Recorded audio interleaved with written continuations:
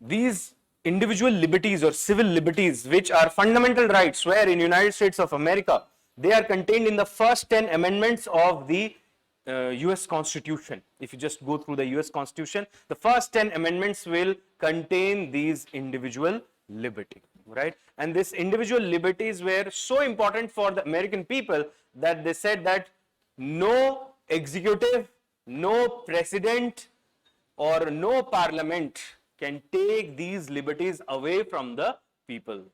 Do you get it? Fundamental rights.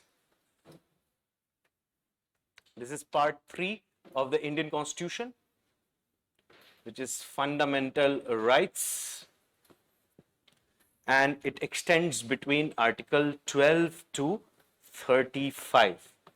Remember, 1 to 4 is Union and its territory, 5 to 11 is citizenship, and 12 to 35 is fundamental rights. Now drop your pen and look here very carefully. What is this fundamental rights? Look here. Let me take you to England. Let's visit that country for a moment. In England, people have individual rights. And you know that these rights are important for making any democracy meaningful. Because if you do not have these rights, basic rights, then democracy will be meaningless.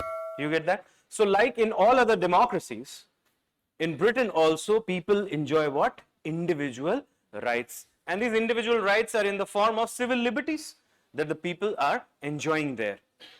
But look here, that in England, the individual rights are negative. Now what does that mean? Negative means that an Englishman or an Englishwoman is free to do whatever he or she likes till the time he or she does not violate any rule of the ordinary law of the land. It means you are free to do whatever you like, but do not violate the law of the land. And you know, in England, even the constitution is the ordinary law. It is not the extraordinary law. Why? Because in England there exists what? Parliamentary supremacy. Now look here very carefully. So in England, people enjoy individual rights, and these rights are negative in their appearance. It means you are free to do whatever you want till the time you do not. And whenever you use the word not, it means it's negative. So do not violate the law of the land, including the constitution, because the constitution is also the ordinary law of the land. But look here, now herein comes the catch. You know, like in all other democracies or in all other countries, the judiciary is the protector of civil liberties.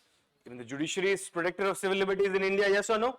Yes. So in England also, judiciary is the protector of individual rights. So suppose the English executive takes an action through which it is destroying the individual rights of the individual, then the affected person or the aggrieved individual, one who is carrying the grievance, that aggrieved individual, he can go to the court of England and can get that executive action nullified, or in other words, can enforce his individual rights. It means if by executive action individual rights are destroyed in England, then the aggrieved individuals or those who are affected or victims, they have the right to move the judiciary to enforce their fundamental rights, because the judiciary is the protector, the guardian of the fundamental rights.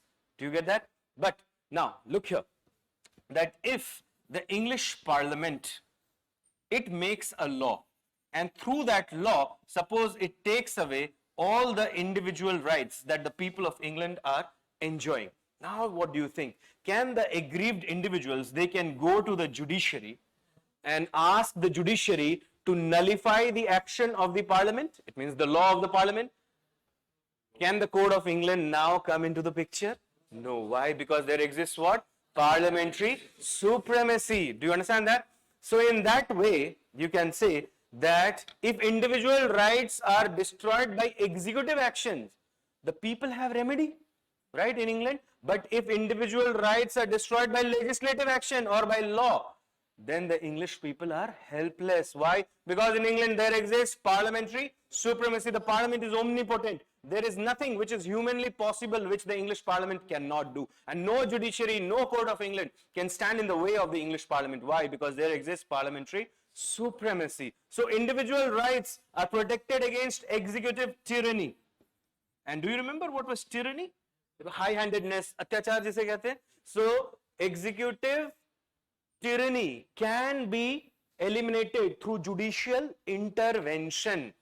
But if there is tyranny from the parliament, then the judiciary is helpless. So in England, there exists individual rights, but not fundamental rights in the strict sense of the term.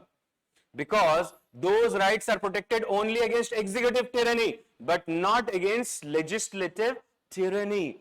The Parliament of England, if it decides, or the Parliament of Britain to be more precise, if it decides to make a law and through that law it tramples, muscles, boots down all the individual rights of the people of England, the people of England will shut down and keep quiet about it. Why? Because there is no way you can nullify the Parliament's action. But the Parliament will never do that.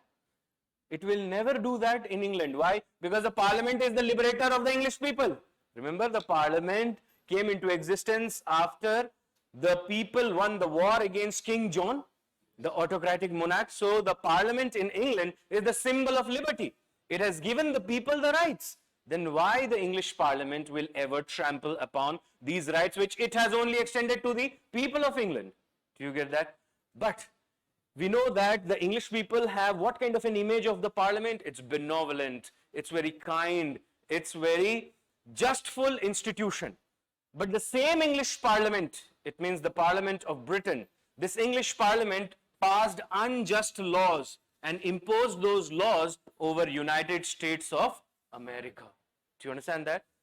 And remember that when the US people said no taxation without representation, the English did not hear any attention to that call. Rather, they passed more oppressive laws and imposed them over the people of United States of America. So the people of United States of America have painfully realized that even a parliament can be tyrannical. Do you understand that? Even the parliament can conduct excesses and encroach upon the territory of individual rights. Hence, there should be a written guarantee of rights. These rights should be equally binding on the legislature as well as the executive. And if the executive tries to encroach upon this right, the judiciary will declare the executive action as null and void. And if the legislature tries to do this, then the judiciary will declare the legislature's action also as null and void. This is nothing but judicial review, right? But in England, there exists no judicial review. Do you get that? So, in England, there exists only individual liberties, whereas in USA, there exists fundamental rights. Now, what are fundamental rights? I'm defining it. Listen to this very carefully. Fundamental rights are those rights which are binding equally upon the legislature as well as the executive. If it is binding only upon the executive and not upon the legislature, then it is not fundamental in the strict sense of the term. Rather, what it becomes only individual liberties. Why we have these kind of different arrangements in different countries? Because of the history. Do you understand that? Now, it was the same English Parliament which was so kind, so benevolent, so good for the English people. It passed unjust laws even for us.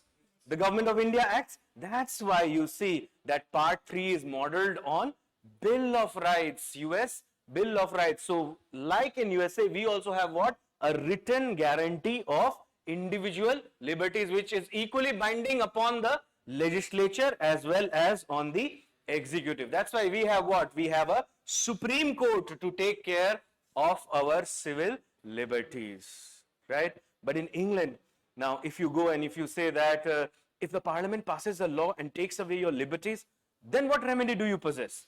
The Englishman will laugh at you and he will say that why would the parliament do that? The parliament is championing our rights. Parliament is the temple of democracy. The parliament is the liberator of the English people. Why would the parliament ever do that?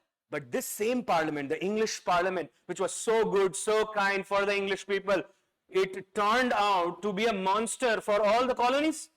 And that's why the people in the colonies like USA, And in India, they realized that we need to rein in a parliament as well, because what is parliament after all? It is just an assembly of men, right? And men are not angels. Men can be bad.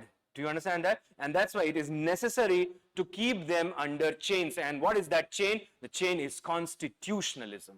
Do you get it? And that is provided through the written guarantee of rights. And that's why Part 3 of the Indian Constitution is modeled on the US Bill of Rights and not on English Principle of Individual Rights. Got it? So what is fundamental rights? When it is binding equally upon the legislature as well as the executive. If it is not, then it is not fundamental right. In USA, they have fundamental rights. In India, we have fundamental rights. But in Britain, they have only individual liberty. Do you get it? And the reason for this is the difference in history. These individual liberties or civil liberties, which are fundamental rights, where in United States of America, they are contained in the first 10 amendments of the US Constitution. If you just go through the US Constitution, the first 10 amendments will contain these individual liberty, right? And these individual liberties were so important for the American people that they said that no executive, no president, or no parliament can take these liberties away from the people. Do you get it? Now, look here very carefully, drop your pen, and we'll go back in time, try to understand that why the English people have chosen individual liberty while the Americans have gone for fundamental rights. So for that, I have to take you to 13th century. 13th century England. Now imagine what is going on in 13th century England. In 13th century England, England is under the rule of Richard, the Lionheart. That's the name of the ruler, Richard the Lionheart. He is ruling England. And he is a very powerful monarch, so powerful that the entire Europe trembles by his name. He is so powerful, right? But now King Richard is away fighting a battle. And suddenly news arrives in London that King Richard has fallen. And he has fallen fatally. Fatally means he is no more. King Richard is gone. But you know that the moment a king dies, the another one is immediately coronated. So at that time, Richard's younger brother was coronated as the new king, because without king there is no country, and everybody survives for king and country in England. Do you understand that? And this brother is actually King John, right? The very opposite of his elder brother. Richard was very brave, he was very ferocious, he was a very good administrator, everything. But he was battle crazy. Do you understand that? He wants to fight more and more battles, he wants to win more and more wars because he is fighting for gold and glory. Do you get it? King John, on the other hand, is one who is spending his days in indulgence. He is a complete waste as a personality. He is wicked, he is cruel, and he is easily poisoned by anyone. Anybody can poison his ears, मतलब किसी के खिलाफ इसको भड़का सकते हो, कुछ भी कर सकते हो. And he's very cruel, so cruel that he does not trust anyone. And when he does not trust anyone, he takes extreme measures on those who he feels can become a threat to his rule, including ministers. Do you get it? So King John, he is ruling England in a very bad way.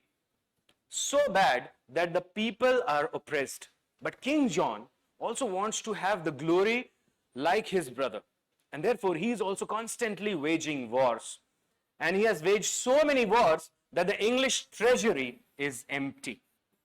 And this is 13th century, so they do not have the cash cow, which is India, right? They do not have the cash cow. And that's why you see that the English treasury is completely empty. And when the treasury is empty, you know it will have ramifications over the society as well.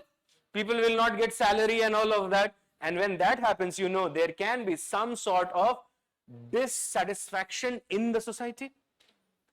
So what happened was that on one hand, he was waging wars, he was emptying the treasury, and he was also using the money for his luxury.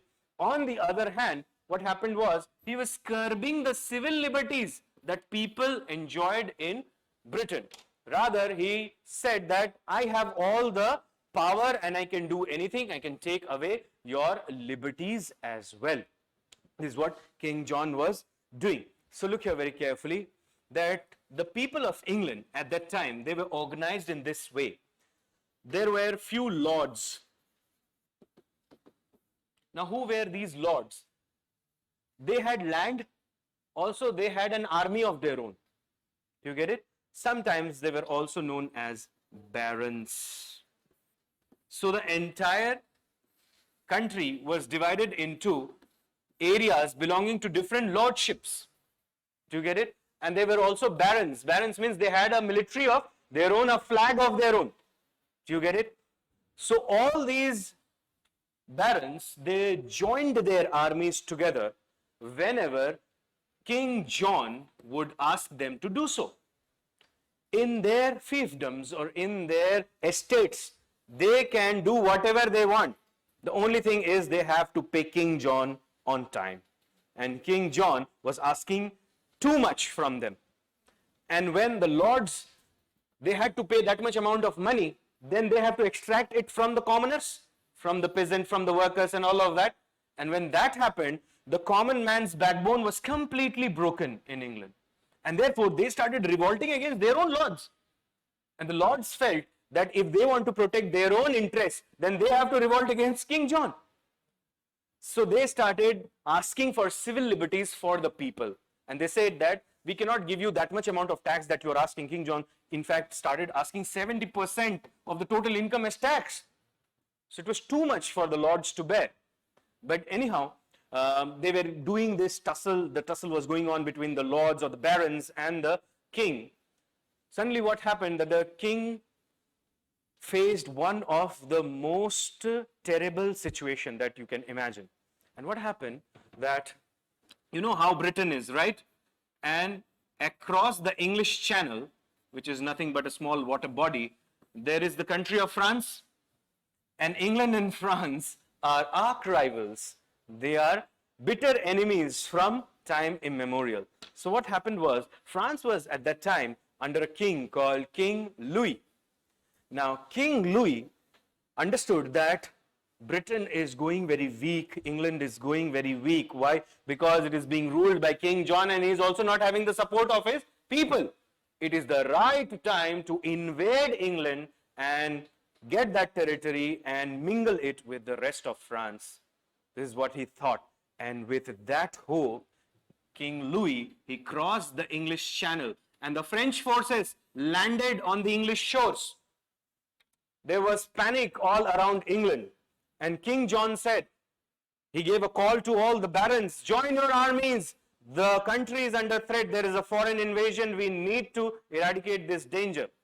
To this, the people said that, King, we will support you only if after the war you give us the civil liberties that we were asking for. Do you understand that? King John said, I'll give you everything. First fight, first push this French king away, otherwise he'll take everything that belongs to us.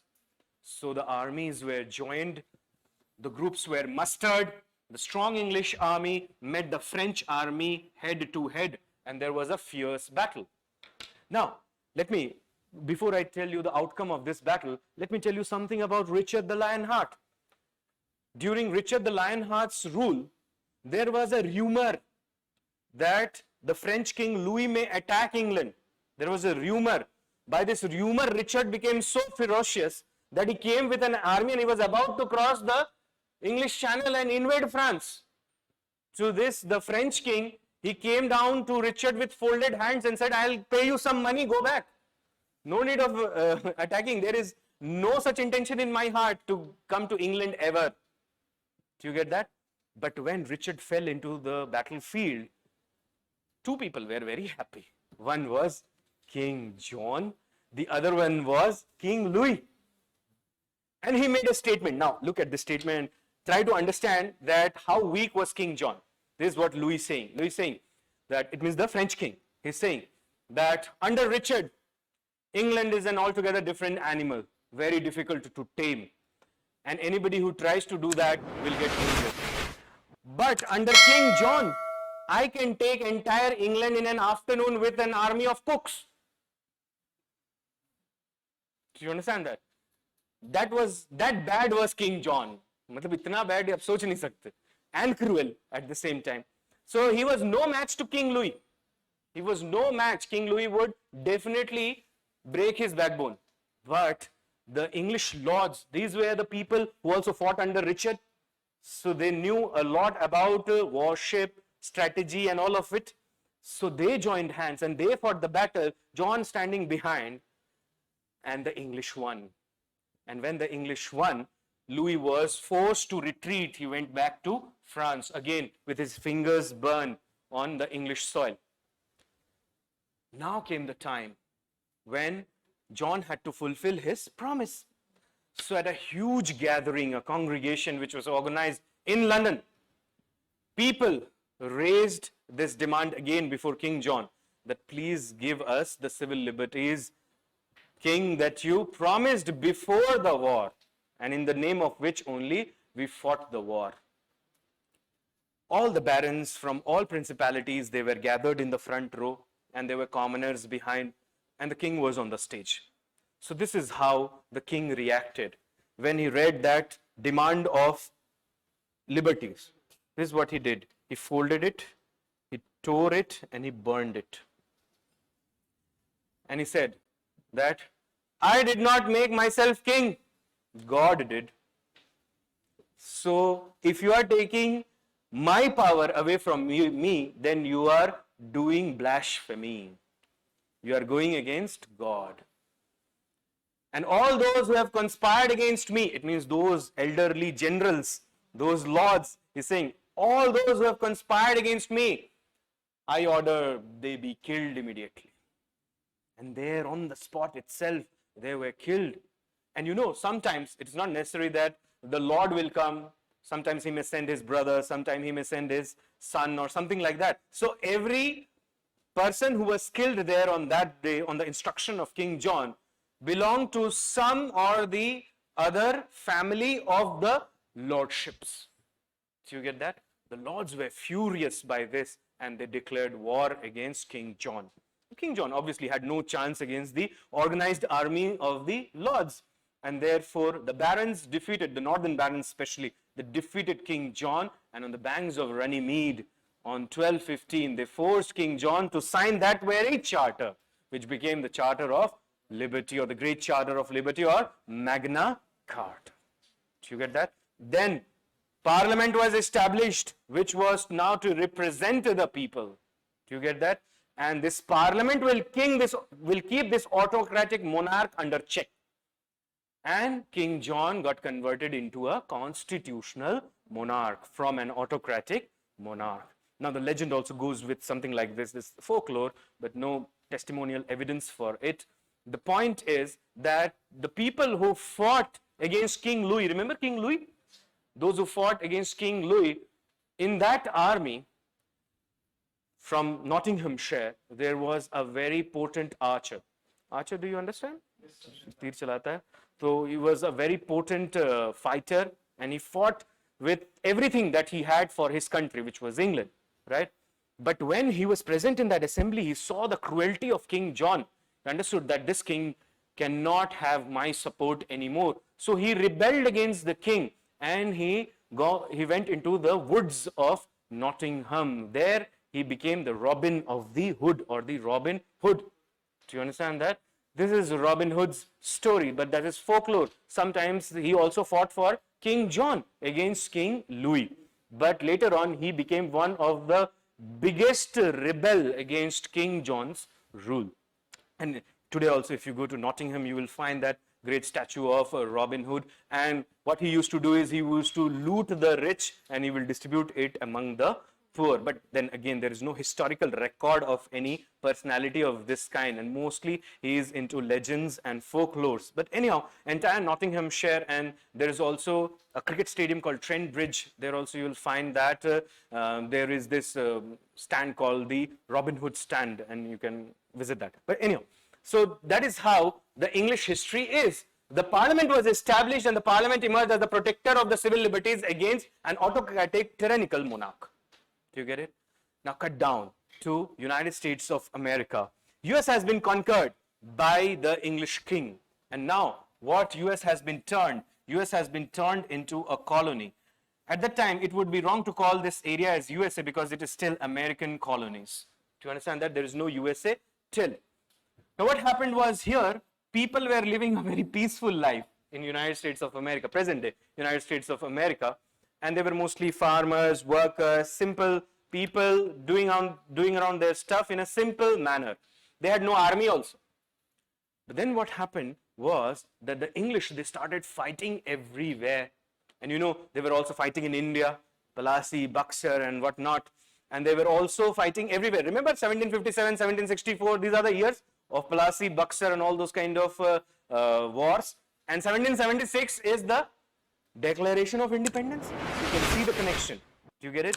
So the English Parliament, the same Parliament which liberated the English people from the rule of the autocratic monarch King John, they started slapping the American people with laws. And what kind of laws? Tax laws, by which they would take nearly same 70% which King John once took from the American people. So the American people, they were under the burden of this tax, and therefore they raised a demand that no taxation without representation. We want representation in the English Parliament, and then only you can impose tax over us. Do you get it? But to this, the English king reacted at that time. Now this king is actually the constitutional monarch. So he is working as per the aid and advice of his council of ministers headed by the prime minister. Do you get it? So he declared that the American people have rebelled against the king and empire. Therefore, all of them are traitors. Sab ke sab. All of them are traitors. And that's why they will now have to feel the power of the English king. And the English dispatched the most modern army at that time, which was carrying the most latest weapons and very meticulously trained. So, बिल्कुल वो army के against American people had no chance. मतलब अगर आप उस समय जैसे होता है ना कि if you make a probability guess, then I would say that the chance was 1 to say 100. ऐसा chance था that the Americans will win the war. This was the chance. Even this also proved disastrous for the English king because it took the Americans too lightly. They're not going to win the war. But what happened was that the Americans, the 13 colonies, they conducted the assemblies and all of that. I'm not going into detail of that. But then there was an event called the Boston Tea Party, where they threw the tea of the ships into the water. And then in 1776, Thomas Jefferson, inspired by the ideas of John Locke, Thomas Hobbes, Jean-Jacques Rousseau, he wrote the Declaration of Independence, wherein he said that every person has the right to life, liberty, property, and pursuit of happiness. And no king can come in the path of this. Do you get it? And then the war was declared. There was a battle with simple tools. They fought against an army which was carrying the most modern weapons, but they had an excellent general in the form of George Washington. And George Washington's brilliance led to the victory of the Americans. The moment they threw away the English yoke, they decided that now this will be United States of America, and the type of constitution we will have would be a federal polity. And they knew that painstakingly they learned that how can a benevolent parliament be also tyrannical and can trample upon the liberties of the people. That's why we will create a written constitution in which there will be a written guarantee of fundamental rights, which would be binding upon both the executive as well as the legislature. and the Indian part 3 of the Indian Constitution is based on the American Bill of Rights. क्योंकि हमारी भी history ऐसी ही है, same government of India act, Morley Minto reforms, Montagu Chelmsford report, Indian council act, government of India act 1935, हर बार यही कोशिश की कि कुछ भी हो जाए इंडियंस को दबा के रखो. Got it? So Indians understood this, and you know the demand of fundamental rights in India, it goes back to, I've discussed this, goes back to the Nehru report. Remember that? Nehru report in 1928. There, for the first time, Indians demanded fundamental rights. Do you get that? और जो country आने वाली थी, partition अगर नहीं होता, तो उस country का नाम होता United States of India. ये नाम होता. Do you get it? Which would be similar to United States of America. ऐसे country का हमारा नाम होने वाला था. But partition हो गया और सब कुछ हो गया तो चीजें बदलनी पड़ी. Got it?